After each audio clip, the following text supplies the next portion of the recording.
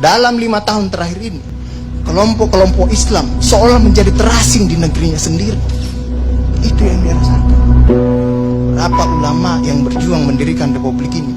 Indonesia 80% penduduknya umat Islam. Tidak pernah meminta 80% hasil sumber daya alam yang dikuasai negara untuk umat Islam. Gak ada yang minta. Ada gak yang minta? 80% umat Islam penduduk Indonesia tidak pernah meminta 80% APBN untuk umat Islam. Gak ada yang dia minta. Sederhana permintaan umat Islam. Dia mau berdialog sama Tuhannya. Dia mau mengingatkan umatnya akan kebaikan, yang tidak hanya mengajarkan doa makan dan doa minum, tapi juga cara memilih pemimpin. Itu kira-kira. Inilah ketegangan-ketegangan. Ketika agamanya dinistakan, kok susah sekali ini membawa ke proses hukum. Muncullah demo berjilid-jilid, yang kemudian berujung ulamanya tidak bisa pulang. Belum lagi penghujung, kemudian ada agama yang diperhadapkan sebagai musuh besar Pancasila. Nah, ini yang menarik menurut saya. Saya ini Islam, tapi bukan pengetahuan Islamnya seperti Ustadz Ali Muhtar Ngabalin dan Abu Bakar, Ustadz Abu Bakar. Tapi dengan segala awam saya terhadap Islam, ketika saya ditanya Pancasila itu di mana dalam kehidupan saya, maka saya akan mengatakan bahwa ketika saya lahir, orang tua saya itu membisikkan Pancasila di telinga saya. Cuma bahasanya bukan seperti yang tertulis dalam Undang-Undang Dasar.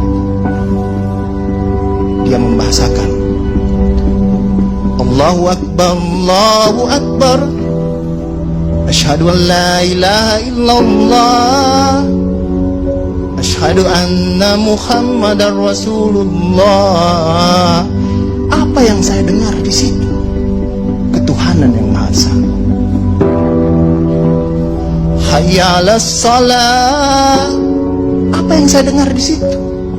Mari kita bersatu sama-sama, karena kita akan mendirikan sholat. Dan Al-Ankabut mengatakan sholat itu mencegah kamu dari perbuatan keji dan mungkar. Ada kemanusiaan yang adil dan beradab. Saya dengar di situ. Hayya 'alal falah. Mari sama-sama menuju kemenangan. Kemenangan yang bagaimana kita peroleh? Kerakyatan yang dipimpin oleh hikmat kebijaksanaan dalam permusyawaratan perwakilan.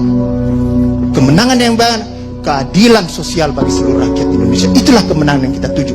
Kita kembali lagi takbir, Allahu Akbar, Allahu Akbar, la ilaha illallah. Kita ulang lagi. Dan Pancasila yang kita tiupkan itu 5 kali sehari, belum selesai di sini, selesai bunyi terus. Ya kan Ustaz kan? Belum selesai di daerah sini, selesai bunyi bertalu-talu terus. Seluruh dunia bertalu-talu. Inilah Islam. Yang kemudian sekarang dalam kelompok ini Ustaz Ali Muhtar Ngabalin, saya banyak belajar dari beliau. Inilah yang kemudian sekarang, kenapa kami mau diperhadap-hadapkan? Kenapa kami ada yang menjalankan keyakinannya ketika dia celananya cingkrang, radikal, atau dia pakai cadar, dulu diperhadap-hadapkan. Saya Indonesia, saya Pancasila, ada dulu itu banyak sekali seperti itu. Kenapa kami seperti ini? Sekarang, akhirnya sekarang semua orang disuruh pakai cadar. Inilah kemudian rentetan yang membuat istilah tadi Ustadz Abu Bakar, kok paranoid sekali dengan undang-undang HIP ini. Ada luka. Ada luka yang tadinya sudah mulai mengering, dilupakan.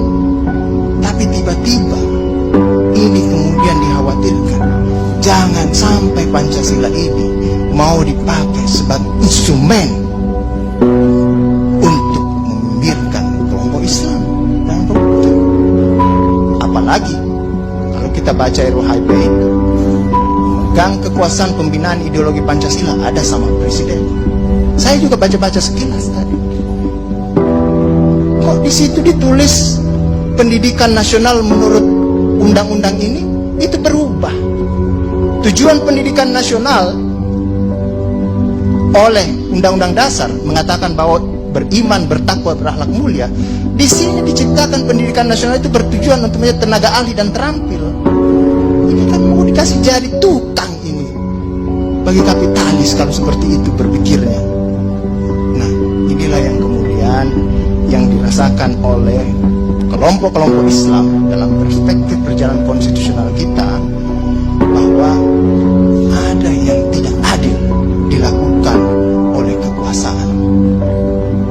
Kelompok Islam selama ini tadi yang saya katakan tidak pernah meminta apa-apa. Paling jauh kelompok-kelompok Islam mungkin dapat honor dari negara, itu pun tidak dipakai untuk proyek, dikembalikan lagi untuk membantu negara menghidupkan santri-santri, mencerdaskan kehidupan bangsa, menciptakan manusia-manusia yang beriman, bertakwa dan akhlak mulia, yang sebenarnya tugas pemerintah itu dikembalikan lagi seperti itu. Itulah yang kemudian mulailah sekarang kelompok Islam sangat hati-hati kalau kemudian Pancasila ditiupkan terus, seolah-olah ini mau dijadikan instrumen untuk memarjinalkan Pancasila.